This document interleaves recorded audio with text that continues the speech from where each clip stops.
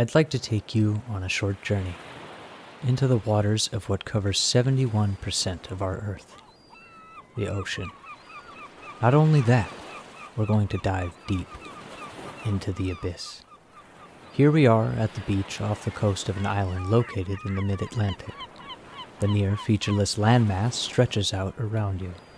Only a few palm trees and the beach extending as far as you can see. The water is clear and the breeze feels nice.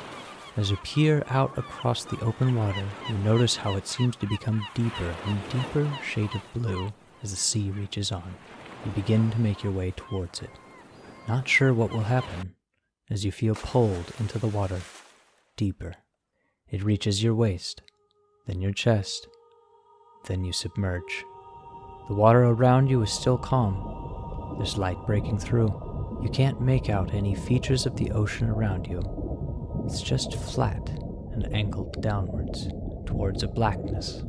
You continue on, diving further and feeling the water around you grow cold, your instincts telling you to turn back. But at the same time, you want to see this through. The sea calls to you, beckoning you to explore.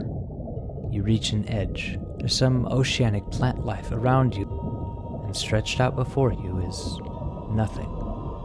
Not a single thing. No sea creatures, no plant life, just dead, empty, silent ocean. This is the drop-off into the abyssal plain.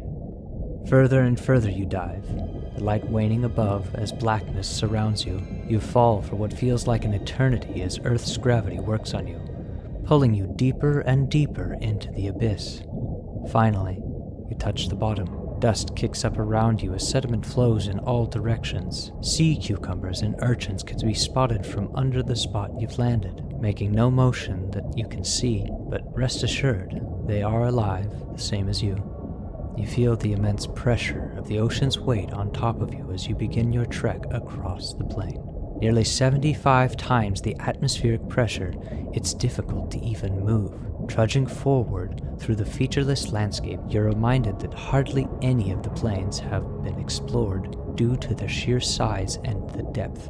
You're now 3,000 meters under the water. As you pass by more sea urchins burrowed in the sand, picking at scraps of sediment for nourishment, you can swear you feel the movement beneath your feet, almost like the entire ground is shifting beneath you. That is, in fact, the shifting of the tectonic plate beneath you, due to the magma rising from the upper mantle of the earth. Just as soon as you thought you felt the movement, it ends as abruptly as it began, leaving you once again in the cold, dark, empty abyss. You stop moving at a point, still seeming like you've made no progress before sitting down on the floor of the ocean. As you sit, you catch something moving out of the corner of your eye. Dropping slowly into the water next to you is a small bathysnap, a camera used by underwater researchers to take photos of places in the ocean that they can't reach easily themselves. You watch, unmoving in the dark, as it shines a light onto a small section of the ocean floor. Closing your own eyes, you can suddenly see what the camera is filming. Minutes go by as you observe, then hours. Eventually, a whole day has passed by as you sat and watched. You let your mind go and sit in the complete stillness of the depths as weeks of time wash over you. The sea cucumbers and urchins are now visible and crawling through the deep sea mud, gathering up whatever food they can. As you watch, the mud slowly becomes covered in a brownish-green coating of dead algae. You surmise it must have sank down from the sunlit surface. As the undersea life moves around you and they use this algae as sustenance, they leave any bits that they don't want, as it will eventually sink into the settlement to be eaten at a later time.